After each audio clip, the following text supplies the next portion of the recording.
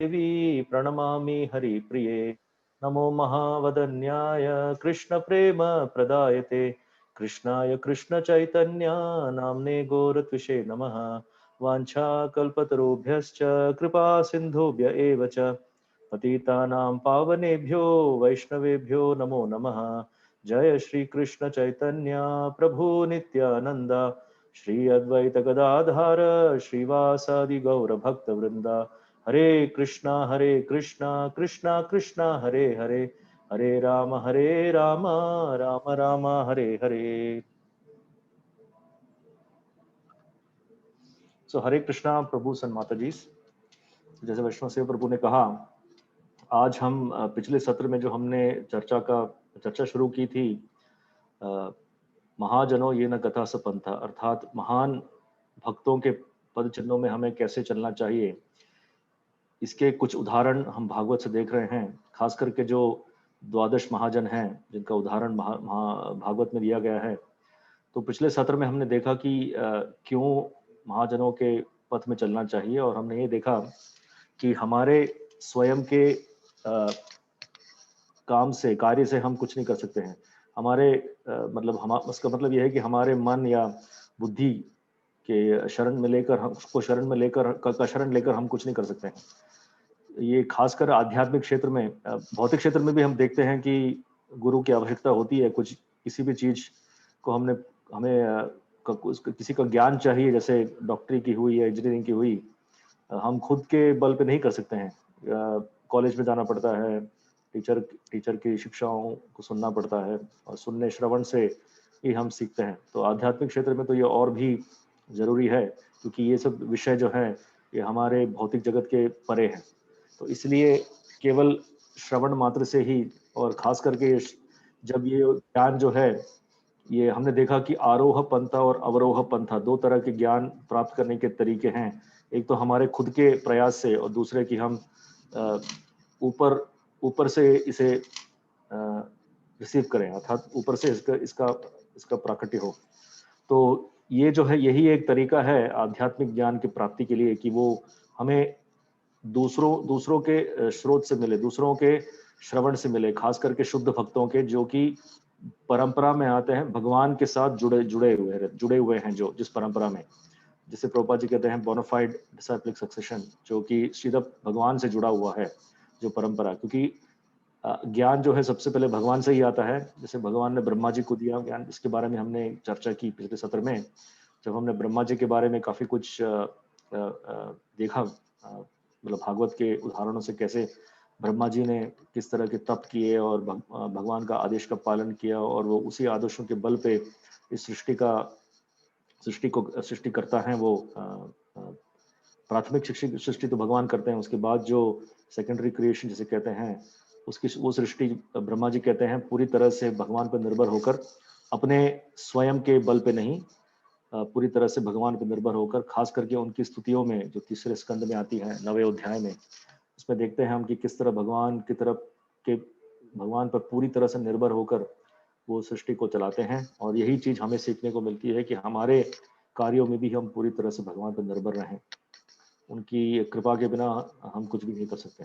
तो आज हम देखेंगे एक दूसरे महाजन के बारे में, जो कि ब्रह्मा जी के बाद आते हैं उस श्रृंखला में। तो जैसे हमने देखा, सबसे पहले जो 3 महाजन हैं, स्वयंभू, नारद, शंभू। तो दूसरे महाजन आज के बारे में जो हम चर्चा करेंगे वो हैं श्री नारद जी। और नारद जी के बारे में हम क्या कहें, नारद जी तो सर्वव्यापी हैं। जिस तरह भगवान सर्वव्यापी हैं, नारद मुनि भी सर्वव्यापी हैं। जहां भी हम भागवत में ही नहीं, अनेक पुराणों में, अनेक उपनिषदों में, जहां भी वेदों में, शास्त्रों में, जहां भी शास्त्र हैं, वहां नारद मुनि के बिना कोई भी शास्त्र पूरा नहीं होता है। उनका प्राकट्य हर जगह पे होता है। और आज हम देखेंगे कि किस तरह से नारद मुनि को ये पोजीशन मिला कि वो भक्ति का प्रचार हर जगह करें। और नारद मुनि को खास करके ये वरदान भी प्राप्त है कि वो कहीं भी जा सकते हैं बिना किसी रोक के। उनको किसी पासपोर्ट या वीसा की जरूरत नहीं पड़ती है। हर जगह जिस तरह भगवान ने जो चाहा वहां पे वो आ सकते हैं, उसी तरह भगवान के शुद्ध भक्तों में भी, श्रील प्रभुपाद कहते हैं कि भगवान के शुद्ध भक्तों में भी भगवान की कृपा से उन्हें उतनी ही शक्ति, उन्हें उतनी ही योग शक्ति को प्राप्त होती है जिस तरह से भगवान हैं। क्योंकि हमेशा भगवान जो क्या करते हैं कि अपने जो ऐश्वर्य हैं वो भक्तों में बाँटते हैं। भगवान ऐसे नहीं है कि आप सारी शक्तियों को अपने पास ही रखते हैं और अपनी शक्ति का प्रदर्शन करते हैं, दूसरों को नहीं, दूसरों में नहीं बाँटते हैं, ऐसे नहीं है भगवान। हमारे भगवान के जो भी ऐश्वर्य हैं, वो हमेशा भक्तों में, शुद्ध भक्तों में बाँटते हैं। तो वही एक कंडीशन है कि हमें भक्ति में शुद्ध भाव से लगना चाहिए। तो हमारे गुरु महाराज जी कहते थे हमेशा कि अ, अगर भगवान के साथ हमेशा जुड़े रहें, तो भगवान की शक्ति और भगवान की जो प्रेरणा है, वो हमेशा हमें मिलती है और जो हम साधारणतः नहीं कर पाते हैं, वो भगवान की कृपा से कर सकते हैं। श्रील प्रभुपाद जी के जीवन में भी देखने देखने को मिलता है कि 70 बरस के बाद ये तो साधारण रूप से कोई मतलब सोच भी नहीं सकता है कि कोई उस उम्र में बाहर देश के बाहर जाए और बिना किसी भौतिक चीजों के साथ बिना किसी भौतिक चीजों पर निर्भर होकर केवल अपने गुरु के आदेश को लेकर और श्रीमद् भागवतम को लेकर और शुद्ध नाम को लेकर, ये 3 चीजों को लेकर वो आध्यात्मिक चीजों को, आध्यात्मिक संपत्तियों को लेकर वो विदेश में गए। और आज हम देखते हैं कि श्रील प्रभुपाद जी के कारण पूरा पूरा पूरा ब्रह्मांड, पूरा विश्व में हरे कृष्ण किस तरह से फैला हुआ है। एक एक शुद्ध भक्त के कारण, केवल एक शुद्ध भक्त के कारण आज आज हम चर्चा कर रहे हैं, केवल श्रील प्रभुपाद जी की कृपा से। कि अगर प्रभुपाद जी नहीं होते तो हमको तो इन सब चीजों के बारे में कुछ पता भी नहीं चलता। भले ही हम भारत में हमारा जन्म हुआ है, हम भारतवासी हैं, लेकिन फिर भी हम भारतीय सभ्यता को भूल चुके हैं, क्योंकि हम पाश्चात्य सभ्यता को इस तरह से अपना लिया है, हमने इस तरह से अपना लिया है कि हम अपनी खुद की सभ्यता को भूल चुके हैं। तो श्रील प्रभुपाद जी की ये महानता है कि उन्होंने पुनः वैदिक संस्कृति का स्थापन किया हमारे आध्यात्मिक प्रगति के लिए। और यही शुद्ध भक्तों का एक शुद्ध भक्तों के मतलब यही चीज करते हैं हमेशा वो, कि अपने खुद के बारे में कभी नहीं सोचते हैं, हमेशा दूसरों के बारे में सोचते हैं। इसलिए हम हमेशा वैष्णवों को प्रणाम करते हैं, वांछा कल्पतरुभ्यश्च, कि वो जो भी चाहे वैष्णव जो है वो हमको दे सकते हैं। खास करके भक्ति, भगवान भगवान से आसक्ति और भक्ति, ये खास चीजें हैं जो हम शुद्ध भक्तों से हमें मिल सकता है। भौतिक चीजों में क्या रखा है। तो आज हम देखेंगे कि किस तरह नारद मुनि को ये स्तर प्राप्त हुआ। ये बहुत ही महत्वपूर्ण है, ये भागवत के पन्नों से हमें पता चलता है। तो सबसे पहले हम ये देखते हैं कि भागवत में आता है 7वें स्कंद में कि किस तरह से नारद मुनि बने। तो नारद मुनि हालांकि नारद मुनि हमेशा ही भगवान के शुद्ध शक्तिविश अवतारों में गिने जाते हैं। नारद जी पहले स्कंद के तीसरे अध्याय में जब शक्ति अवतारों की गणना होती है, उसमें नारद मुनि का भी नाम आता है, देवर्षि नारद जो शक्तिविश अवतार है। तो वो तो हमेशा ही नित्य भगवान के पार्षद हैं, लेकिन हमें सिखाने के लिए वो ये सब लीलाएं होती है भगवान की मर्जी से। सो भगवान की मर्जी से भगवान की लीलाएं और शुद्ध भक्त भी उसमें मिल जाते हैं भगवान की लीलाओं में। तो एक बार ऐसा हुआ कि स्वर्ग लोक में एक गंधर्व थे, उनका नाम था उपबरहणा। वो बहुत गंधर्व, हम जानते हैं कि बहुत सुंदर तरीके से संगीत करते हैं, वो गाते हैं। ये शक्ति उन भगवान से प्राप्त हुई है उनको कि गंधर्व जो भी होते हैं बहुत सुंदर तरीके से गाते हैं, बहुत मधुर गाते हैं। तो उपबर्ण भी ऐसे ही गंधर्व थे। एक बार एक प्रजापति ने एक बड़े प्रोग्राम का आयोजन किया था उन्होंने। तो उसमें सभी लोगों को बुलाया था, उसमें आमंत्रित किया था सबको, और उसमें नारद मुनि भी आए थे। उनका भी एक भाग था उसमें कि वो उस समय कीर्तन करें, भगवान के गुणगान करें, संकीर्तन या कीर्तन करें, कीर्तन भजन करें। तो उपवर्ण तो बहुत अच्छे से कीर्तन कर रहे थे, लेकिन उस समय क्या हो कि कुछ अप्सराएं भी वहां पे थी। और अप्सराएं तो हमें देखते हैं कि भागवत के पन्नों से कि बहुत सुंदर स्त्रियां होती हैं। तो उपवर्णा को भी थोड़ी सी उनको भी गर्व की भावना हुई कि मैं तो बहुत अच्छा गाता हूँ, बहुत अच्छा गाता हूँ, इसलिए ये अप्सराएं मुझ पर आकर्षित हो गई हैं। ऐसा उनको थोड़ी देर के लिए लगा, उनके दिल में एक ख्याल आया कि अ, ये अप्सराएं मुझ पर आकर्षित हो गई हैं। तो उनको और आकर्षण उनका बढ़ाने के लिए उनका गर्व भी थोड़ा बढ़ गया। तो वो भगवान की कीर्तन को छोड़ के कुछ और गाने लगे, कुछ और ही, मतलब अपनी कला का प्रदर्शन करने के लिए, किस तरह से अच्छा गाते हैं ये प्रदर्शन करने के लिए वो कुछ और की गीत गाने लगे थे। और जैसे ही उस सम्मेलन में जो प्रजापति जिन्होंने इसका आयोजन किया था, जब उन्होंने देखा कि ऐसा हो रहा है तो बहुत ही गुस्से हुए वो, और तुरंत ही उन्होंने उपबर्णा को शाप दे दिया कि तुमने जो तुम्हारा जो स्वभाव है ये शूद्र जैसा स्वभाव है, ये इस देवलोक में रहने लायक नहीं है। देवलोक में रहने के लिए हमारे पास सात्विक गुणों को होना चाहिए, होना बहुत जरूरी है, लेकिन तुम तो अ, तामसिक गुण और राजसिक गुणों से भरे हुए हो, तो इसलिए तुम्हारा गर्व इतना बढ़ गया है। इसलिए तुम्हें इस लोक में रहने की कोई आवश्यकता नहीं है। शाप देता हूं कि तुम एक शूद्र बनकर इस मृत्यु लोक में जन्म लो। तो इस तरह से उपपर्णा को शाप मिलता है, और अगले जन्म में उपपर्ण जो है वो एक शूद्र स्त्री के गर्भ में उनका वो प्रवेश करते हैं, और वो शूद्र बन के उनका जन्म होता है। और बहुत ही कठिन परिस्थितियों में उनका जन्म होता है कि उनकी माता जो है वो बहुत एक एक साधारण स्त्री है, जो अलग अलग जगहों में काम करती हैं, नौकरानी जैसे काम करती हैं। उनका खुद का रहने का जगह भी नहीं है, जहां भी थोड़ा बहुत मिल गया, खाने को मिल गया, रहने को मिल गया। और उनके पिता, और कौन उनके पिता हैं ये भी उनको पता नहीं था नारद मुनि को। तो केवल अपनी माता के साथ वो रहते थे, और बहुत ही कठिन परिस्थितियों में रहते थे। तो एक बार ऐसा हुआ कि चातुर्मास्य के दौरान, जो 4 महीने होते हैं, जब बारिश का महीना आता है, चातुर्मास, ऐसे शास्त्रों में कहा गया कि उस समय जो है, जो शुद्ध भक्त हैं, जो भी आध्यात्मिक क्षेत्र में आए हैं, खास करके सन्यासी वर्ग वर्ग के लोग, उस समय 4 महीने के लिए वो यात्रा नहीं करते हैं। हम देखते हैं चैतन्य चरितमृत में भी भगवान चैतन्य महाप्रभु भी उन्होंने भी इसका पालन किया था, चतुर्मास्य का। तो उस समय वो दक्षिण भारत में श्रीरंगम में 4 महीने रहे थे।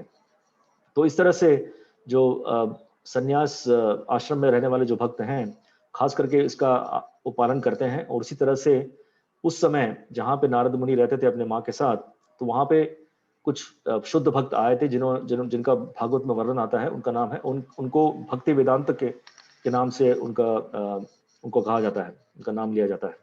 तो भक्ति वेदांत, जैसे हमारे प्रभुपाद भी भक्ति वेदांत शिला प्रभुपाद हैं, तो उसी तरह ये भक्ति वेदांत जो भक्त हैं, शुद्ध भक्त हैं भगवान के, उस समय उस जगह पे रहने आए जहाँ पे नारद जी की माता सेवा करती थी, मतलब कपड़े कपड़े धोने का, बर्तन मांजने का, प्रसाद बनाने का, ये सब काफी सेवा करते थे। उसके साथ नारद मुनि भी उस समय जो बच्चे थे, वो भी अपनी माता की सहायता करते थे इस सेवाओं में। तो इस तरह से उनको मौका मिला कि शुद्ध भक्तों की सेवा करने में। और ये बहुत सुंदर चीज हमें यहाँ देखने को मिलती है कि देखिए, भागवत में जो सिद्धांतों का वर्णन आता है, उसी के साथ साथ इसका व्यावहारिक, इसके उदाहरण भी बहुत सुंदर तरीके से देखने को मिलता है। और हम देख सकते हैं कि किस तरह से सिद्धांतों का पालन ये भक्तों ने किया। तो सिद्धांत और जो पालन भक्त करते हैं, इसमें एक एक एक जोड़ होता है, इसमें एक मेल होता है, अलग अलग नहीं है चीजें कि हमने कहते कुछ है और करते कुछ है, ऐसा नहीं है। तो भागवत में जो सिद्धांतों का वर्णन आता है, उसके ही उदाहरण भागवत में आते हैं। तो हमें देखने को मिलता है कि पहले स्कंद के दूसरे अध्याय में ये हमारे गुरु महाराज हमेशा कहते थे कि ये जो 4-5 श्लोक हैं, 17 एक पहला स्कंद दूसरा अध्याय 17वां श्लोक से लेकर 21वां श्लोक, जो 5-6 श्लोक हैं, इसमें जो है पूरा जो भक्ति का जो प्रोसेस है, जो भक्ति की जो क्रिया है, उसका बहुत सुंदर विवरण आता है कि किस तरह से एक व्यक्ति भगवान की आसक्ति में आ सकता है, और उस तरह से वो आध्यात्मिक प्रगति कर सकता है, और इसका अंतिम परिणाम क्या होता है। तो ये बहुत सुंदर तरीके से आता है। तो उसमें कहा गया है कि अ, सबसे पहले श्लोक में, उस श्रृंखला में आती है, ये श्लोक आती है कि शुश्रूषो श्रद्धानस्य वासुदेव कथा रुचि स्यान महत् सेवया विप्राह पुण्य तीर्थ निषेवनाथ। तो उसमें कहा गया है कि भगवान के बारे में सुनने की जो रुचि है, वो साधारण तरह से नहीं आती है, क्योंकि खास तरह से जो भौतिक जगत में रहते हैं हमारे जैसे लोग, जो कि इतने व्यस्त हैं भौतिक कार्यों में, हमेशा हमारे अ, जैसे हमारे नियत कर्म हैं, घर का पालन, फैमिली मतलब परिवार वालों का पालन, बच्चों का पालन, हमारे खुद के जो खुद के कर्तव्य जो हैं, भौतिक कर्तव्य हैं, उसका पालन करने में हमारा पूरा जीवन निकल जाता है। और इस चीजों में भगवान का नाम या भगवान का श्रवण करने का टाइम हमें मिलता ही नहीं है कभी। तो ये बहुत ही एक विशेष चीज है, जो सबको नहीं मिलता। ये बहुत ही, प्रभुपाद जी कहते हैं कि ये जो गुण है, भगवान के बारे में सुनने की जो इच्छा है, ये बहुत ही रेयर है, ये बहुत कम लोगों को मिलती है। और ये वास्तव में हमारी सबसे बड़ी संपत्ति है कि हमें भले ही हमें भौतिक चीजों में लगे हुए हैं, लेकिन किसी न किसी तरह से हमको थोड़ी बहुत सुनने की इच्छा है भगवान के बारे में। तो क्या होता है कि जब ये जैसे मैंने कहा कि नारद मुनि की जो माता हैं, वो हमेशा इनकी सेवा करती थी और साथ-साथ नारद मुनि भी करते थे। और इस सेवा के वजह से उनको उनके साथ संग मिला। कुछ सेवा करने के लिए, कुछ सुनने की कुछ वो जो हमेशा की भक्ति वेदांता क्या करते थे, ऐसा नहीं कि बैठ के वो न्यूज़पेपर पढ़ते थे या बॉलीवुड गाना सुनते थे, ऐसा नहीं। ऐसा कभी नहीं आता है भागवत में। तो हमेशा वो चर्चा करते थे, भगवान की कथा करते थे। तो हमेशा वो कृष्ण कथा में व्यस्त थे। और इस तरह से ही उन्होंने चतुर्मासी के का समय जो है, पूरा उन्होंने ऐसा ही उपयोग किया इसका। 4 महीने वो बैठ के केवल कृष्ण कथा ही करते थे, सुबह से लेके शाम तक। तो नारद मुनि को भी इसका अवसर मिला कि जब-जब वो इनकी सेवा में लगते थे, उन्हें भी थोड़ा-थोड़ा श्रवण करने का मौका मिला। और 2 चीज़ मिले उनके, तो एक तो शुद्ध भक्तों का संग मिला, उनकी सेवा करने का मौका मिला और भगवान के कथा का श्रवण करने का भी मौका मिला। और इस केवल इन 3 चीज़ों से नारद मुनि कहाँ से कहाँ पहुँच गए देखिए। एक तो उन्होंने सेवा की और दूसरी तरह से जब भी वो प्रसाद लेते थे, तो एक बार उन्होंने उनकी अनुमति से थोड़ा प्रसाद ग्रहण किया। थोड़ा प्रसाद ग्रहण करने के कारण उसमें भागवत में प्रसंग आता है पहले स्कंद के 5वें अध्याय में कि उनके सारे जो कल्मश और मल हैं उनके उनके हृदय से सब कुछ निकल गया वहां से। उनके हृदय से सब कुछ निकल गया। ये है ये है भगवान की गुणगान का श्रवण करने से ये फायदा होता है कि हमारे जो हृदय में जो मल हैं, जो भी भौतिक चीजों के मल हैं, इंद्रिय तृप्ति करने की जो हमारी जो प्रवृत्ति है, ये सब नष्ट हो जाती है। और कोई तरीका नहीं है नष्ट करने के लिए। हम कुछ इसमें कुछ दवाई या कुछ क्लीनिंग लिक्विड वगैरह जैसे फिनॉल वगैरह डाल के हम साफ नहीं कर सकते इसको, क्योंकि ये सब सूक्ष्म प्रवृत्तियां हैं जो ऐसे ऐसी ये तो सबसे पहले हमको मालूम होना चाहिए कि ऐसी प्रवृत्तियां हैं, वही मालूम नहीं होता है। और मालूम होने पर भी हमारे स्वयं के प्रभाव से हम कुछ नहीं कर सकते हैं। केवल कृष्ण कथा के श्रवण मात्र से ही ये हो सकता है। और इसीलिए वो श्रृंखला में ये श्लोक आता है कि शृण्वता स्वकथा कृष्ण पुण्य श्रवण कीर्तन हृदय अंतस्तो ही अभद्राणी विधुनोति सूरत सताम। सो कृष्ण कथा सुनने से क्या होता है कि अंदर के जो अभद्र चीजें हैं, ये सब चीजें हैं, भगवान स्वयं ही निकाल देते हैं, क्योंकि भगवान हमारे हृदय में साक्षात परमात्मा स्वरूप रहते हैं। तो वही जानते हैं कि हमारे हृदय में क्या कैसे कैसे मल हैं। तो ये श्रवण मात्र से ही वो सब कुछ निकाल देते हैं मल।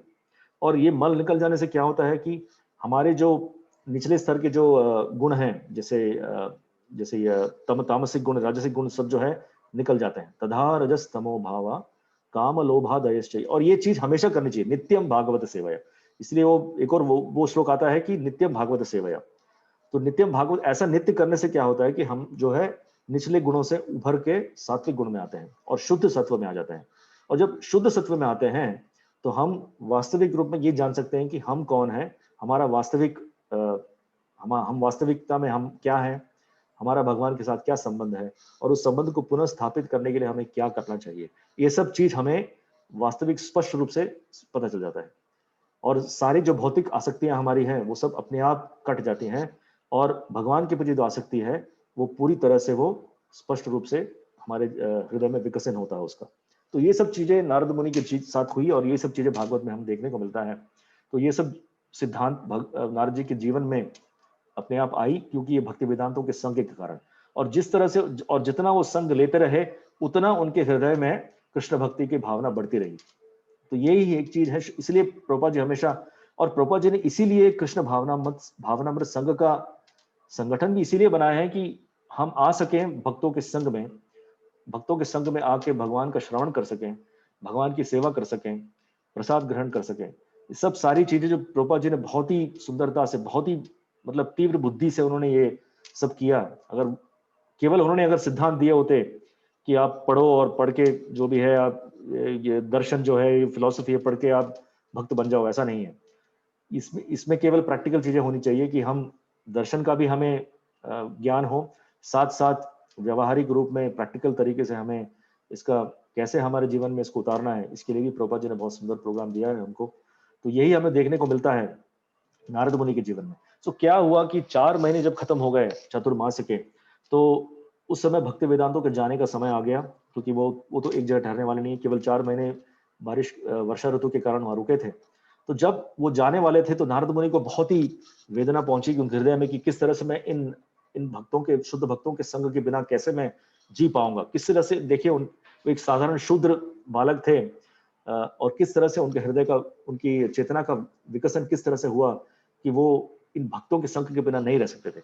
उनके हृदय से सारे कल्मश हट चुके थे और भगवान के प्रति जो आसक्ति थी उसकी तीव्र तीव्र हो चुकी थी कि वो इन भक्तों के संग के बिना नहीं रह सकते थे। तो भक्तों ने क्या किया, अपनी विनम्रता से उन्होंने नारद मुनि को दीक्षा दी कि इसको दीक्षा दी और उन्हें काफी आदेश दिए कि किस तरह से तुम्हें जीना चाहिए आगे। कि यही ये हमारे जीवन में भी बहुत ये सब हम जान सकते हैं कि हमेशा हमें हमारे गुरुजन के संग का लाभ हमेशा नहीं मिलता है। इसीलिए वपु सेवा से ज्यादा है वाणी सेवा। सो वाणी सेवा मतलब उनके आदेशों का पालन करना। तो यही नारद मुनि ने किया कि वो 4 महीने वो रुके, उसके बाद जो पूरे जो बचे हुए जीवन में पूरा उन्होंने केवल भक्ति वेदांतों के आदेशों का पालन किया। और देखिए इस तरह से भगवान ने भी किस तरह से ये सब अरेंज किया था, किस तरह से भगवान ने भी उनकी आध्यात्मिक प्रगति के लिए किस तरह से रास्ता साफ कर दिया था कि उनकी माता जो केवल हमेशा नारद जी उनके साथ ही रहते थे, उनकी माता भी केवल नारद मुनि के साथ ही रहते थे हमेशा। तो दोनों एक दूसरे से इतने दोनों को प्रेम था कि वो एक दूसरे के बिना नहीं रह सकते थे। तो इस तरह से भगवान ने जो बची कुची जो आसक्ति थी भौतिक चीजों में वो भी बहुत सुंदर तरीके से हटा दी। तो भगवान हमेशा ये देखते हैं कि भागवत में एक श्लोक आता है कि हरि मेधसे। हरि मेधसे का मतलब भगवान का जो ब्रेन कहते हैं, भगवान की जो बुद्धि है, भगवान की जो बुद्धि है हमेशा यही सोचती है कि किस तरह से भक्त को मेरे संग में लाया जाए, किस तरह से उसकी आसक्तियां मतलब भौतिक आसक्तियों को हटाकर मेरी तरफ आसक्ति किस तरह बढ़ाई जाए, यही हमेशा भगवान सोचते रहते हैं। और यही भगवान ने यहाँ पे किया कि जो बची कुची जो आसक्ति थी उनकी माँ की तरफ, वो भी भगवान ने उनके रास्ते से हटा दिया। किस तरह से कि एक बार नारद जी की माता रात को गाय का दूध लेने के लिए गई थी। तो उस समय क्या हुआ कि वो जंगल प्रदेश था, लाइट वाइट तो थी नहीं उस समय कुछ, तो अंधेरे में गई उन्होंने। जब उन्होंने गाय के दूध ले रही थी तो वापस आते समय उनको एक सांप ने काट दिया और तुरंत ही वो उन्होंने देह त्याग दिया। तो इस तरह से हम देखते हैं कि नारद जी केवल जो उनकी केवल माता ही थी इस जगत में और कोई नहीं था, वो भी अब चली गई। और किस तरह से नारद जी केवल 5 वर्ष के बालक थे वो। देखिए 5 वर्ष के बालक को किस तरह से ऐसी आसक्ति, भौतिक चीजों से आसक्ति नहीं रही और भगवान के प्रति आसक्ति किस तरह से आई कि उन्होंने ये देखा कि ये भी भगवान की योजना है। तो एक बहुत सुंदर श्लोक आता है उसमें, पहले अध्याय के 6ठे श्लोक में 7वें श्लोक में आता है कि सस्वतंत्रा न कल्पासीत योगक्षेमम ममेच्छति ईशस्य ही वशे लोको योषा दारुमयी यथा। तो इसमें आता है कि किस तरह से नारद जी ने देखा कि ये भगवान की योजना है, ये तो भगवान चाहते हैं कि मैं उनकी तरफ आसक्त रहूं, ना कि भौतिक चीजों के प्रति आसक्त रहूं। तो इसीलिए उन्होंने मेरे शरीर में से जो कांटा था, मतलब मेरे रास्ते से जो कांटा था सब निकाल दिया। तो और ये कहते हैं कि ये पूरा जगत जो है ये भगवान के नियंत्रण में है और हम एक कठपुतली मात्र हैं जो केवल नाचते रहते हैं। तो ये उनको आत्म साक्षात्कार का अनुभव हुआ, जैसे 5 वर्ष के बालक को। क्यों हुआ? क्योंकि केवल वो भक्ति वेदांतों के संग के कारण, शुद्ध भक्तों के संग से, जैसे मैंने कहा कि उनके हृदय में जो मल था पूरा निकल गया और वास्तविक जो दिव्य ज्ञान जो है उनके शरीर, उनके हृदय में प्रज्वलित हो गया वो। और इस दिव्य ज्ञान की वजह से ही उन्हें इस चीज का ज्ञात हुआ कि मुझे इन सब चीजों से कुछ देना देना नहीं है, केवल मुझे अपने गुरुवरियों के आदेशों का पालन करना है और वही मेरे जीवन का लक्ष्य है। और यही सोच के उन्होंने क्या किया, सब कुछ छोड़ के वो हिमालय की तरफ बढ़ते रहे। और भागवत में ये वर्णन आता है कि वो जिस तरह से जा रहे थे अनेक अनेक जंगलों, उस समय तो कुछ हमारे अभी आजकल के जैसे तो कोई मतलब कुछ इंडस्ट्रीज और वैसा कुछ था नहीं, उसमें तो केवल प्राकृतिक रूप में जो भी था वो भी वही था। तो कई जंगलों से होकर गुजर के गए, कहीं पहाड़ों से गुजर के गए, बहुत सुंदर सुंदर उपवनों से गुजर के गए। ऐसा वर्णन आता है कि तो ये हमें देखने को मिलता है कि भले ही इतने सारे सुंदर चीजें उनके रास्ते में आई, लेकिन वो हमेशा अपने लक्ष्य को भी नहीं छोड़े। उन्हें हमेशा पता था कि मेरा लक्ष्य केवल भगवान की तरफ आसक्ति बढ़ाने के लिए है, ये सब चीजों से मुझे कुछ लेना देना नहीं है। तो इस तरह से भी भगवान ने उनकी परीक्षा ली कि मुझे परीक्षा लेनी चाहिए कि किस तरह से ये बालक जो है दृढ़ता से मेरी तरफ आ रहा है। तो इसलिए उन्होंने ये सब भौतिक आसक्तियां बीच में डाली बाधाओं के रूप में, लेकिन ये बच्चा जो है दृढ़ विश्वास के बल पर और वो भक्ति वेदांतों के आदर्शों का बस केवल उनको उसको हृदय में रखकर वो चलते रहे, और अंत में वो एक बहुत अच्छे सरोवर में पहुंचे, जहाँ के वो थक के थोड़ा उन्होंने पानी पिया और वहां बैठ के उन्होंने भगवान का ध्यान किया। और भगवान का ध्यान भी अपने मनगढ़ंत तरीके से नहीं किया उन्होंने, जिस तरह से उनको आदेश मिला था भक्ति वेदांतों का, वैसे ही उसी आदेश का पालन करते हुए उन्होंने योग मुद्रा में बैठे और भगवान का ध्यान करने लगे। और थोड़ी देर में ही भगवान उनके दृष्टि में, उनके हृदय में प्रकट हुए। और भगवान, ये देखिए भगवान भी कितनी, जैसे मैंने कहा कि हमेशा भगवान चाहते हैं कि किस तरह से इस भक्त को मेरे साथ, मेरे पास लाया जाए। तो भगवान भी बहुत आतुर थे कि ये बच्चा जो है बहुत ही दृढ़ विश्वास पे आया है, तो मुझे भी कुछ करना चाहिए। तो वो उनके हृदय में दृष्ट हुए, प्रकट हुए। और जैसे ही वो प्रकट हुए, नारद मुनि को जो उनका दर्शन मिला, तो उनके पास बोलने के लिए कुछ भी नहीं रहा। इस तरह से वो मतलब पूरी तरह से वो अपने सारे इंद्रियों को सब रुक गए थे, मतलब उनका सब इंद्रियां रुक गई थी। वो केवल अपने भगवान को देख रहे थे अपनी नजरों से, और कुछ वो बोल नहीं पाए। और थोड़ी देर में भगवान उनकी दृष्टि से चले गए। और जब भगवान की दृष्टि से चले गए, तो वापस नारद मुनि ने क्या किया, पुनः उनका ध्यान करने के लिए वो मुद्रा में बैठे, योग मुद्रा में। और कई बार कोशिश की उन्होंने, लेकिन भगवान प्रकट नहीं हुए। तो उसमें श्री प्रभुपाद जी बहुत सुंदर तरीके से बताते हैं कि भगवान जो है वो अपने स्वयं की इच्छा से आते हैं, ना कि हमारी कोशिश के बल पर। तो बहुत सुंदर चीज बताई उन्होंने। श्रील प्रभुपाद कहते हैं उसमें कि नारद मुनि जो कहते हैं वो अब दोबारा जब कर रहे थे, वो अपनी कोशिश के बल पे कर रहे थे, इसलिए भगवान नहीं आए। और भगवान ने क्या किया कि भगवान ने अपनी दिव्य वाणी के द्वारा नारद मुनि को आदेश दिए। और प्रभुपाद जी उसमें कहते हैं कि भगवान की दिव्य वाणी और भगवान की दृष्टि, जो दर्शन जो है, इनमें कोई अंतर नहीं है, क्योंकि भगवान जो है शुद्ध आध्यात्मिक स्वरूप है उनका। वो एब्सोल्यूट कहते हैं जिसे अंग्रेजी में। वो जो भी उनका कहना या उनका कहना या उनकी वाणी या अर्थात उनका दर्शन सब एक है। इसलिए खास करके हमारे घरों में जब और मंदिरों में जब मूर्तियों की पूजा होती है, तो ये हमें बतलाया जाता है कि मूर्तियां और भगवान में भी अभिन्न है, इनमें कोई फर्क नहीं है। तो हमेशा इस भाव से ही हमें भगवान की पूजा करनी चाहिए कि वो मैं केवल एक मिट्टी के बने मूर्ति की पूजा कर रहा हूँ, या फिर किसी और चीज से बनी हुई मूर्ति की पूजा कर रहा हूं। नहीं, ऐसा नहीं है। वो शास्त्रों के द्वारा ही वो मूर्ति की सृष्टि होती है, और उसमें जो है प्राण प्रतिष्ठा की जाती है। और उस मूर्ति में जिसकी प्राण प्रतिष्ठा हुई है, उस मूर्ति में और भगवान में कोई अंतर नहीं है। भगवान, ऐसे कई उदाहरण हमने देखे हैं भागवत में और अलग भक्तों के जीवन में भी, किस तरह से मूर्ति भी बात करती है, और मूर्ति भी हमारे जीवन में, मतलब जिस तरह से भगवान स्वयं आते हैं उस तरह से मूर्ति भी आती है। तो इस तरह से हम देख सकते हैं कि भगवान कुछ भी करें वो सब अभिन्न होते हैं। तो भगवान की वाणी और भगवान का दर्शन में इसमें कोई फर्क नहीं है। तो किस तरह से भगवान ने नारद जी को आदेश दिया, उन्होंने कहा खासकर कि अब इस जन्म में आप मेरा वास्तविक, मतलब फिजिकल फॉर्म, जो मेरा स्वरूप है, उसका दर्शन आपको नहीं मिल पाएगा, क्योंकि एक तो वो कहते हैं कि मैं चाहता हूं कि तुम्हारी उत्सुकता और बढ़े मेरी तरफ। हाँ, तो भगवान यही करते हैं हमेशा, कि हमेशा हमारे, जैसे मैंने कहा कि भगवान हमारी परीक्षा लेते रहते हैं हमेशा, कि कितनी आसक्ति मुझ में है, अभी भी उसमें कुछ भौतिक आसक्ति है या नहीं, ये देखने के लिए हमेशा वो हमारी परीक्षा लेते हैं। तो इसमें कहते हैं नारद जी को वो कि मैं ये चाहता हूं कि तुम्हारी उत्सुकता मेरे लिए और बढ़े, इसलिए मैं और दर्शन नहीं दूंगा। और उत्सुकता बढ़ के इस तरह पे पहुंच जाए कि आप मुझे, मेरे संग के बिना आप जी ना पाए।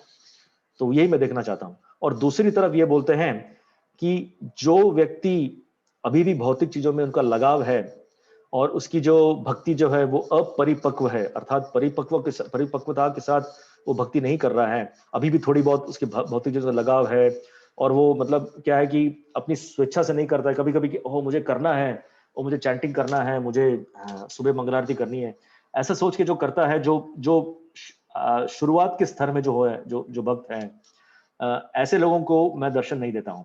तो ऐसा कहते हैं वो भगवान उसमें कहते हैं नारद जी को। तो ये इससे हमें ये ज्ञान, ये हमें सोचने वाली बात यही है कि हमारे जीवन में जो है, हम खास करके जो आध्यात्मिक, जो हमारी भक्ति में हम लगे रहते हैं, हमारी साधना में, हमारे गुरु महाराज हमेशा कहते थे कि साधना को हमेशा बहुत अच्छे भाव से करना चाहिए। ये सोच कर करना चाहिए कि मैं भगवान भगवान के लिए कर रहा हूँ, भगवान को संतुष्ट करने के लिए कर रहा हूँ, ना कि मैं अपने स्वयं की संतुष्टि के लिए कर रहा हूँ।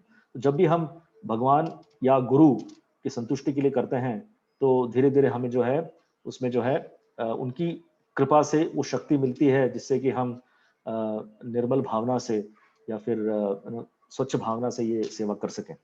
तो यही चीज भगवान कहते हैं।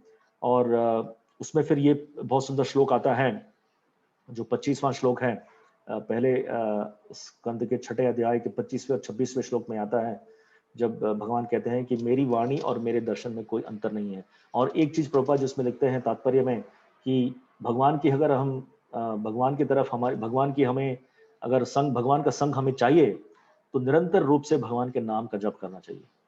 तो ये चीज प्रभुपाद जी कहते हैं उसमें। तो यही हमारा एक तरीका है, और इसीलिए उन्होंने भगवान के नाम का जप हमारे जीवन में दिया है हमें करने के लिए, जो इस कलयुग का धर्म भी है कि हरिनाम संकीर्तन है। तो जितना हम हरिनाम भगवान के नाम लेते रहेंगे, हरे कृष्णा कृष्ण कृष्ण हरे हरे, हरे राम राम राम हरे हरे, उससे हमें भगवान का संग मिलता रहेगा। तो ये चीज नारद जी को जब शिक्षा मिली भगवान से, उसके बाद हम देखते हैं 26वें श्लोक में, जो कि बहुत ही महत्वपूर्ण श्लोक है, जिसमें आता है कि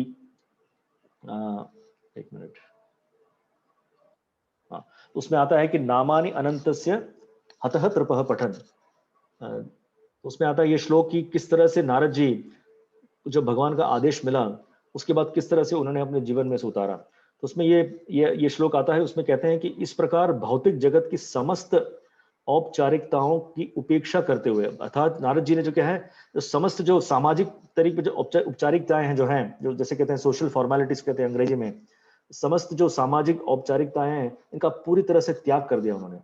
क्यों? क्योंकि वो चाहते थे कि किस तरह से वो बंद रह जाए वापस इस भौतिक जगत में। इसीलिए उन्होंने सब इनका त्याग कर दिया। और त्याग करके क्या, ऐसा नहीं कि चुपचाप बैठ गए, वो नहीं, उन्होंने बारंबार भगवान के पवित्र नाम तथा यश का कीर्तन करने लगे वो। तो एक तरह से उन्होंने भौतिक चीजों को छोड़ दिया, और दूसरी तरफ उन्होंने आध्यात्मिक चीजों का पूरी तरह से उन्होंने इसका स्वीकार किया। तो ये हम देखते हैं कि भगवत गीता में जब भगवान कहते हैं कि परम दृष्टवा निवर्तते, अर्थात निचली स्तर की जो हमारी इच्छाएं उसको छोड़कर हमें आध्यात्मिक स्तर की इच्छाओं को स्वीकार करना चाहिए। तो यही नारद जी ने कहा किया कि समस्त औपचारिकताओं की उपेक्षा करते हुए मैं बारंबार भगवान के पवित्र नाम तथा यश का कीर्तन करने लगा। और ऐसा करने से क्या हुआ, भगवान की दिव्य लीलाओं का ऐसा कीर्तन एवं स्मरण बहुत ही कल्याणकारी है, बहुत मंगलमय होता है। इसलिए मंगल आरती कहते हैं ना, सुबह सुबह मंगल आरती क्यों कहते हैं, कि ये बहुत मंगल है हमारे जीवन के लिए। मंगल मतलब भौतिक चीजों के दृष्टि से नहीं, आध्यात्मिक स्तर में बहुत ही मंगलदायक है।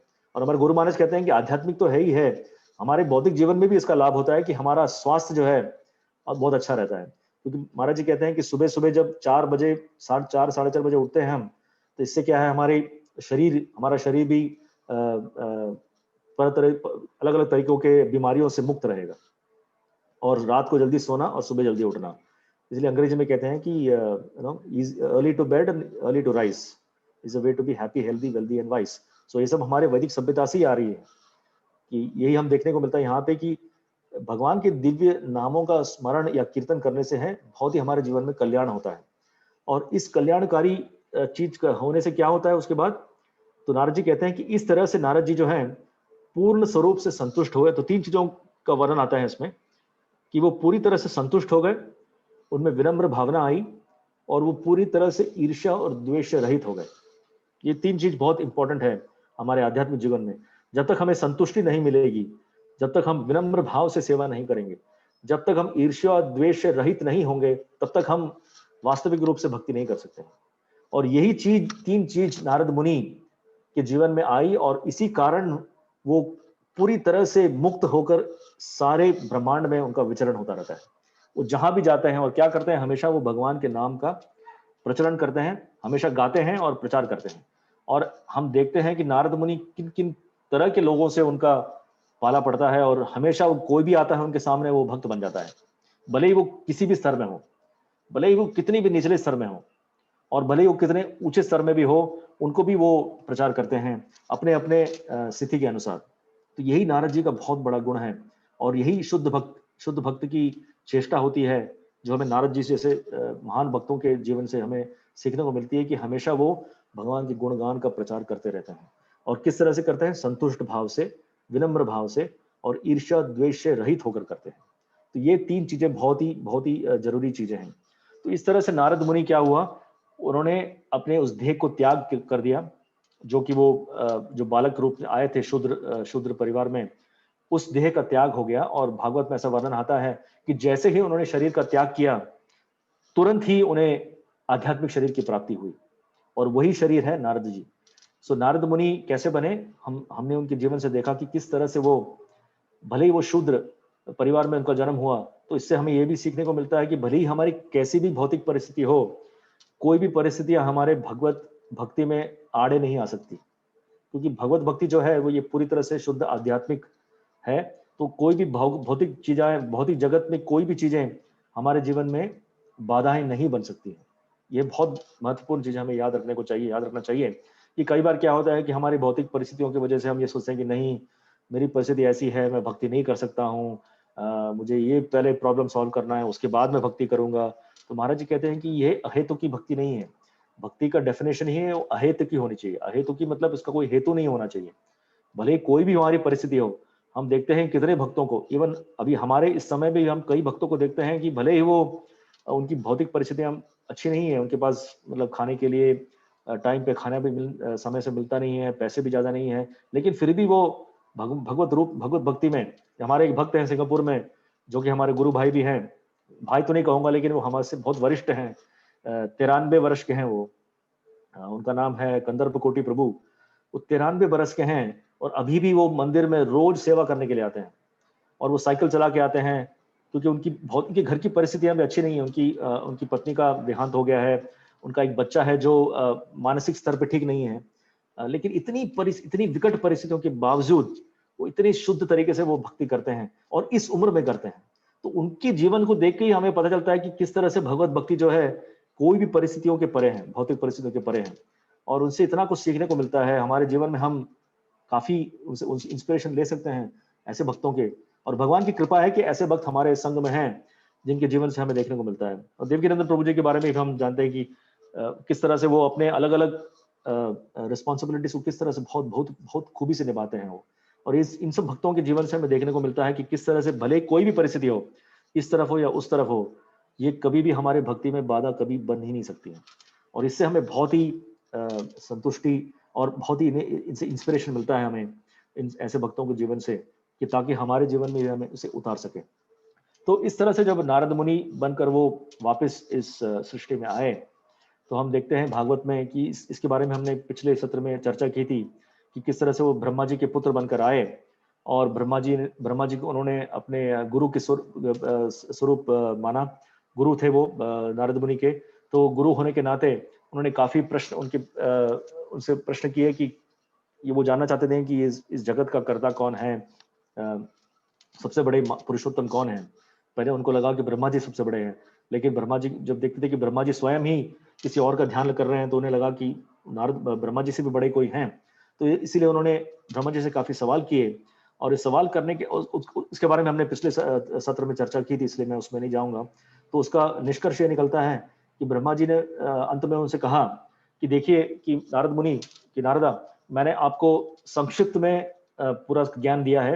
अब ये तुम्हारा कर्तव्य है कि तुम इसको और बढ़ाओ, इस भौतिक जगत में बढ़ा के इसका विस्तार करो, विस्तृत रूप से श्रीमद् भागवत का प्रचार करो, हरि नाम का प्रचार करो। और यही नारद मुनि करते हैं। तो नारद मुनि अपने गुरु अर्थात ब्रह्मा जी का आदेश का पूरे तरह से पालन करते हैं। और अब देखते हैं कि नारद मुनि, जैसे मैंने कहा, कि वो सर्वव्यापी हैं, हर जगह होते हैं वो भले ही वो भक्त हो या अभक्त हो। ये बहुत ही सुंदर चीज भक्तों के जीवन में देखने को मिलता है। और ये चीज षड गोस्वामी इसके बारे में भी आती है। ये षड गोस्वामी अष्टकम में आता है कि धीर अधीर जनप्रियो। धीर अधीर जनप्रियो मतलब धीर मीन्स भक्त, अधीर मीन्स अभक्त या असुर। ये शुद्ध भक्त की जो ये गुण है कि वो भले भक्त हो या अभक्त हो, दोनों को एक मात्र में वो आकर्षित करते हैं।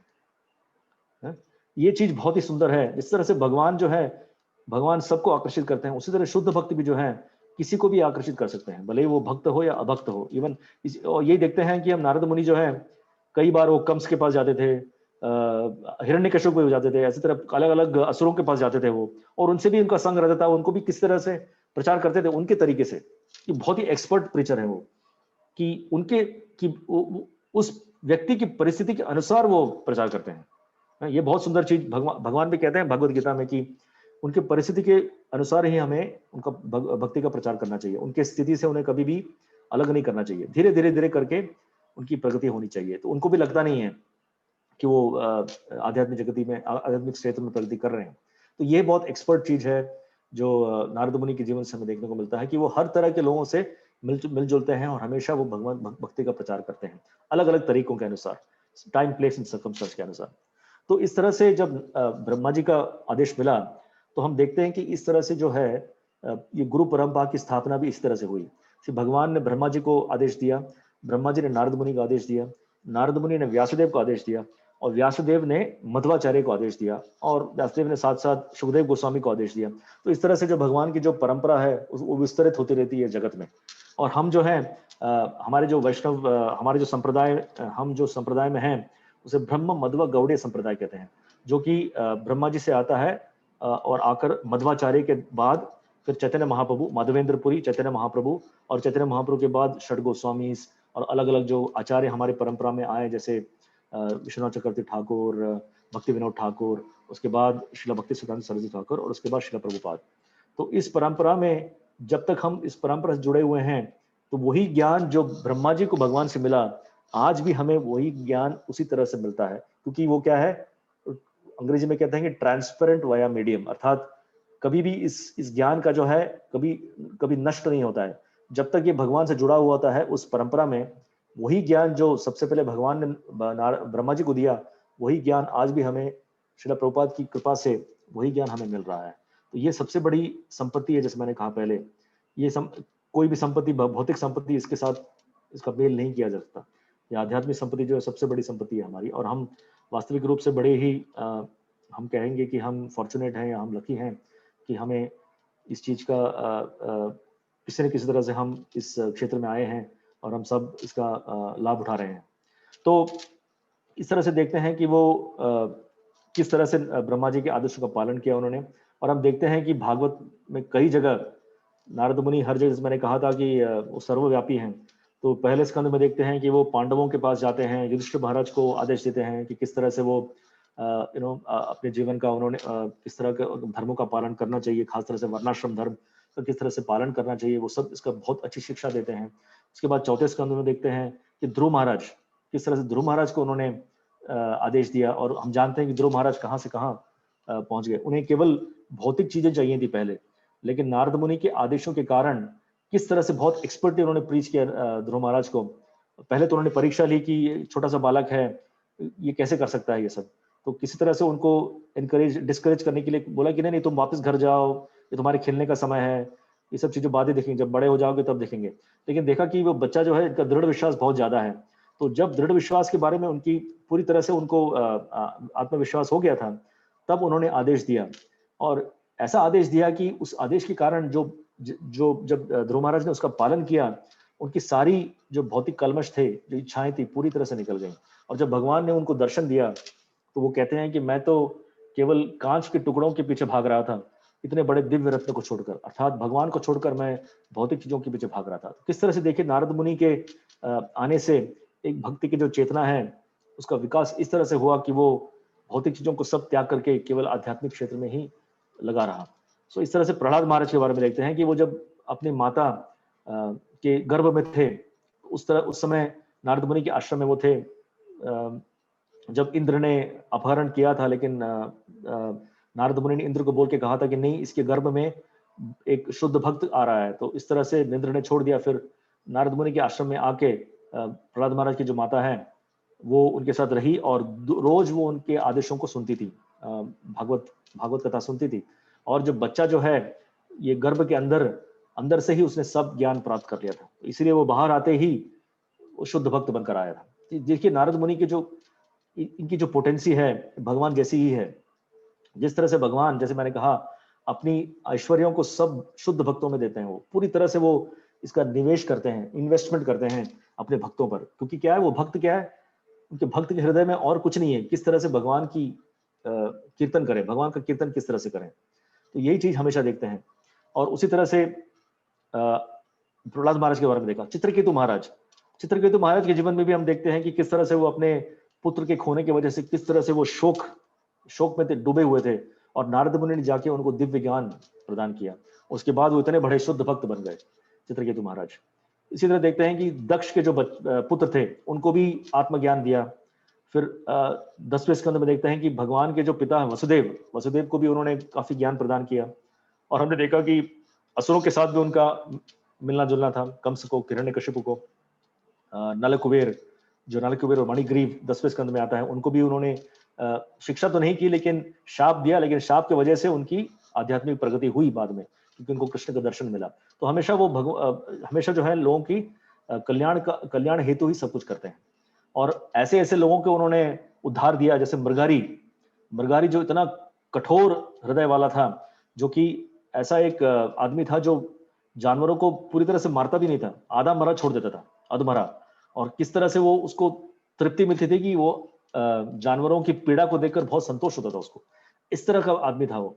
और ऐसे आदमी को भी नारद मुनि ने जाके प्रचार किया, और उसके बाद वो इतना उसकी चेतना में इतनी तरह से परिवर्तन हुई कि वो पहले तो वो जानवरों को बहुत ही निर्दयी होकर मारता था, और उसके बाद जब देखा कि वो चींटियों को भी मारना नहीं चाहता था, वो चींटियों जब चलती हैं, चींटियां जो जमीन में चलती हैं, उसके ऊपर भी पैर ना रखकर वो किस तरह से वो चलता था कि उसके वजह से चींटियां भी मर ना जाए। तो देखिए उसकी चेतना का किस तरह से परिवर्तन हुआ। और वाल्मीकि जी जो रामायण, उन्होंने वाल्मीकि जी ने रामायण लिखी पूरी, और वो जो पहले वाल्मीकि बनने के पहले वो एक डकैत थे रत्नाकर नाम के, और वो इतनी तरह से डाका डालते थे कि सबको मारते थे। तो एक बार नारद मुनि ने उनसे कहा कि ये जो तुम कर रहे हो ठीक नहीं है, एक बार क्यों कर रहे हो? तो बोला कि ये तो मेरा पेशा है, ये मेरा परिवार के पालन के लिए मैं कर रहा हूँ। तो नारद मुनि ने कहा कि एक बार अपने परिवार वालों से जाके पूछो कि अभी तक जो तुमने जो जितने भी संपत्ति प्राप्त की उसमें तो वो भागीदार बने हैं, तो तुम्हारे पाप कर्म में भी वो भागीदार बनेंगे या नहीं? तो जब रत्नाकर ने जाके अपने परिवार वालों से पूछा तो उन्होंने नहीं, मैं तो कभी आपके जो पत्नी है, उनके बच्चे, पिता, माता, सबने मना कर दिया कि मैं तो कभी भी आपके पाप कर्म में भागीदार नहीं बनना चाहती। तब रत्नाकर को यह ज्ञात हुआ कि मैं क्यों कर रहा हूं ये सब, जब मैं स्वयं ही इसका भुगतने वाला हूं। मैं तो ये सोच रहा था कि मेरी रक्षा करने के लिए मेरे परिवार वाले हैं, इसके बल पर मैं ये सब कर रहा था। जब लेकिन मुझे अब पता चला कि कोई भी मेरे साथ नहीं है। तो ये जब ज्ञान नारद मुनि के द्वारा उनको मिली, तब उन्होंने फिर घोर तप किया, और उसके बाद वो वाल्मीकि बने, और वाल्मीकि बनकर उन्होंने पूरे रामायण को लिखा। तो ये है नारद मुनि की यही एक बहुत बड़ी योगदान है हमारे आध्यात्मिक क्षेत्र में, और सारी शास्त्रों में हम देखते हैं। और एक और चीज कहूंगा, और उससे मैं उसके बाद चर्चा को समाप्त करूंगा, कि व्यासदेव, ये बहुत ही महत्वपूर्ण चीज हम देखने को मिलते हैं कि व्यासदेव जो है भगवान के अवतार हैं, शक्तिविश अवतार हैं। और लेकिन भगवान जो है हमेशा उदाहरण प्रदान करते हैं कि किस तरह से बिना गुरु के आचरण के पालन किए बिना हम हमें भी आध्यात्मिक क्षेत्र में हमें कभी भी प्रगति नहीं मिल सकती है। तो इस तरह से वो एक बार बहुत ही शोक में थे। जैसे सोचिए कि व्यासदेव ने जिन्होंने पूरी वेद और पुराणों की सृष्टि की, उसके बाद भी वो संतुष्ट नहीं थे। तो एक बार अपने आश्रम में बैठे थे बड़े ही शोकावस्था में, और वे इस बारे में सोच रहे थे कि मेरे शोक का कारण क्या है। तो ये आता है प्रसंग पहले स्कंद के चौथे अध्याय में आता है ये प्रसंग, कि उसमें आता है एक श्लोक कि किम वा भागवता धर्मा ना प्रायेण निरूपिता प्रिया परमहंसानाम तये वही अच्युत प्रिया। तो ये इसमें कहते हैं, व्यासदेव कहते नहीं है, वो अपने हृदय के अंदर सोच रहे हैं। और प्रभुपाद जी कहते हैं कि, और हमारे गुरु महाराज हमेशा कहते थे कि ये परमात्मा की आवाज है। जब हम वास्तविक रूप में शोक करते हैं तो परमात्मा जो हमारे हृदय में है वो हमें आदेश देते हैं। कभी कभी क्या होता है कि हम परमात्मा के आदेश को सुन नहीं पाते हैं, क्योंकि हमारे मन में इतने सारे इच्छाएं होती हैं, उसकी वजह से परमात्मा की आवाज जो है सुप्त हो जाती है।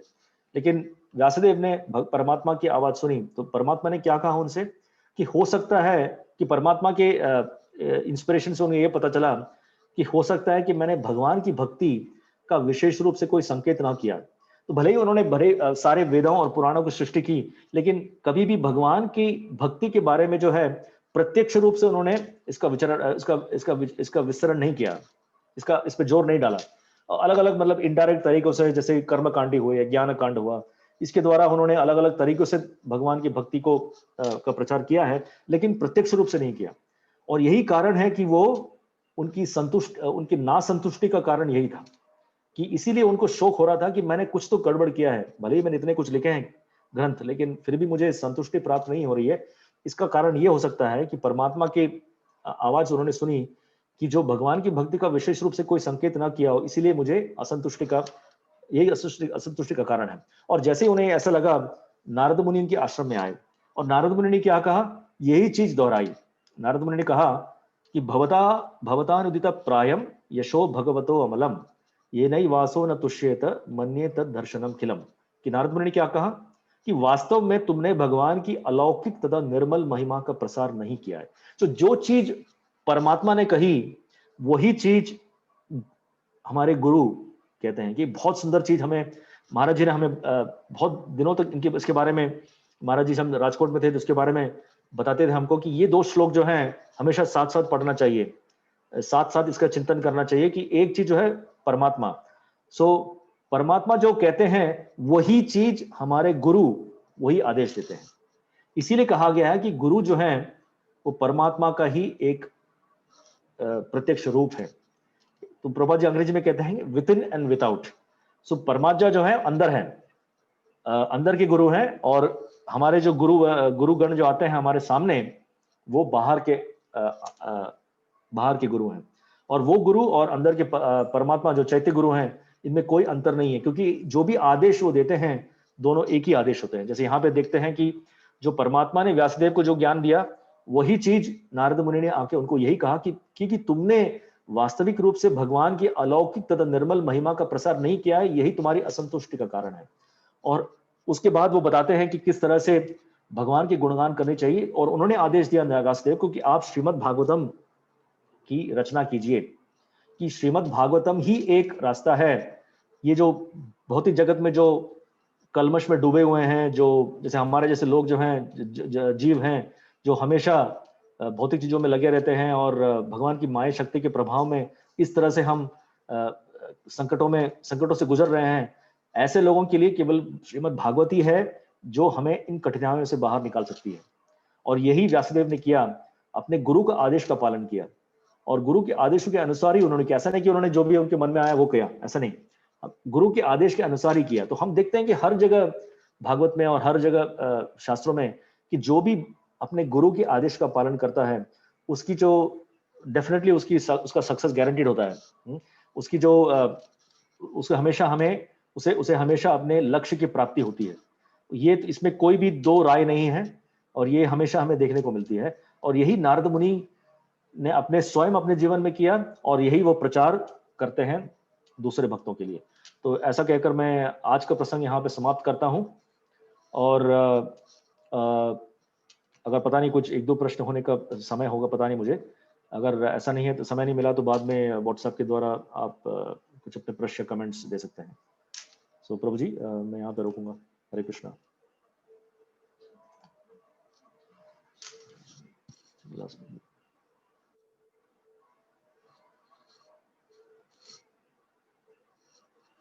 वैष्णव सेवा प्रभु, मेरा चर्चा यहाँ पे खत्म होती है। आपको कुछ कहना है तो प्लीज कहिए।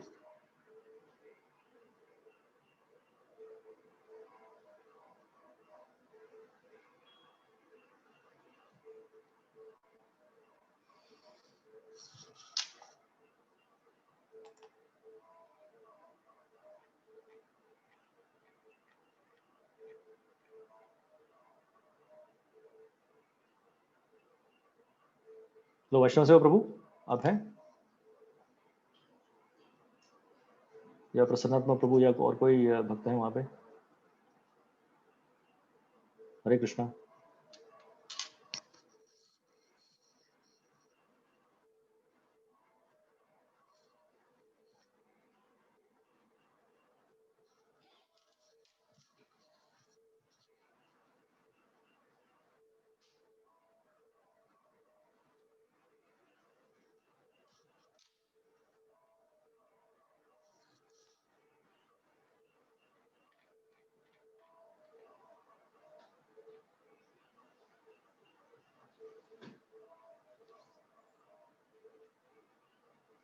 हरे कृष्णा। वैष्णव प्रभु आप है क्या?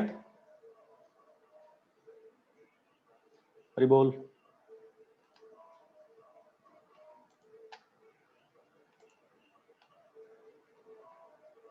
कमलाक्ष प्रभु, प्रसन्नात्मा प्रभु। हाँ, यस वैष्णव प्रभु, हरे यस। कृष्ण भाजी, सॉरी इधर हाँ, एक हरे वो कृष्ण। फोन आया था तो उधर हम चले गए थे। अच्छा अच्छा, कोई बात नहीं, कोई बात तो प्रभु जी बहुत बहुत धन्यवाद। लेकिन एक मेरे को आपको पूछना है। आपने बीच में कहा कि जैसे महाराज का आपने एक उदाहरण दिया था बीच में, क्या बोल रहे नहीं। थे कि भाई हम लोग हमारी जो रियलिटी हमारे जो हमेशा सीनियर भक्तों से अथवा उनसे हम चेक करना चाहिए। लेकिन कभी भी हम देखते हैं कि वो सीनियर भक्त भी क्या बोलते हैं उसको कि वो भी थोड़े गड़बड़ में लगते हैं हमको, अथवा उनसे भी हम कंफ्यूज में, वो भी कंफ्यूज में लगते हैं। तो उस टाइम पे हम हमारी किस तरह किसके पास जाना चाहिए? क्योंकि गुरु महाराज तो फिजिकल हमारे साथ नहीं है, है वो, हम उसको अनुभव नहीं कर पा रहे हैं। तो टाइम पे हम कैसा उसको ये लेना चाहिए, स्टेप लेना चाहिए? आ, आ, ये तो आप मतलब आप जानते हैं प्रभु जी, हम हमसे ज्यादा आप भक्ति में रहे हैं। लेकिन ऐसा मैंने सुना है नहीं नहीं महाराज के लेक्चरों से या प्रभुपाद की राइटिंग्स में ऐसा लिखा है कि 3 चीजें हमेशा होनी चाहिए हमारे जीवन में। कुछ भी प्रॉब्लम हो तो ये 3 चीजों से हमेशा चेक करना चाहिए कि गुरु, साधु और शास्त्र। तो या तो हमारे अ, जैसे हम गुरु महाराज के लेक्चर सुनते हैं, कभी कभी उनके उनके लेक्चरों के द्वारा हमें उत्तर मिल जाता है। और या तो फिर हम, जैसे आपने कहा, साधु मतलब कोई भी भक्त हो जिससे हमें जिससे हमारे साथ रिलेशनशिप हो। हाँ, तो ऐसे कई भक्त हैं जिनके साथ रिलेशनशिप है, हम तो उनसे उनसे पूछ सकते हैं। या फिर शास्त्रों में आता है। तो ये ऐसा मेरा मानना है प्रभु जी कि ये हमारी सिंसियरिटी के ऊपर है। अगर हम वास्तविक रूप में हम चाहते हैं कि इसका उत्तर मिले और उसके उसके उत्तर के अनुसार हम हमारे जीवन को बदलें, तो भगवान जो है ये गुरु, साधु या शास्त्र के द्वारा, किसी के द्वारा हमेशा हमें उनका आदेश मिल जाता है। या अदर भक्तों के द्वारा मिलता है, या फिर हम जब गुरु के वाणी को सुनते हैं उसके द्वारा हमें मिलता है, या फिर हम भागवत या भगवत गीता या भागवतम कभी पढ़ते हैं तो उसके द्वारा हमेशा उसका उत्तर मिल जाता है। ऐसा मैंने सुना है प्रभु जी। बहुत सुंदर बहुत जी, बहुत अच्छा। तो कल हम लोग वापिस मिलेंगे शाम को 6 बजे, और हमारे से जुड़ जाएंगे वासुदेव कृष्णदास, शायद गुड़गांव दिल्ली से। और उनका विषय है भक्ति में बाधा, इम्पीडिमेंट्स टू डिवोशनल सर्विस अथवा डिवोशन। तो शाम को 6 बजे मिलेंगे। और मंदिर की तरफ से और सभी भक्तों की तरफ से मैं स्वयं प्रकाश प्रभु जी को बहुत बहुत धन्यवाद देता हूँ कि बहुत सुंदर इससे वो अभी उनकी अभी ये श्रृंखला चल रही है, मालिका चल रही है प्रवचन की, और इसी तरह हम उनकी सेवा लेते रहेंगे। तो बहुत बहुत धन्यवाद प्रभु जी। हरे कृष्ण बहुत प्रभु बहुत जी, थैंक यू। धन्यवाद। हरि धन्यवाद, हरे कृष्ण। हरि बोल।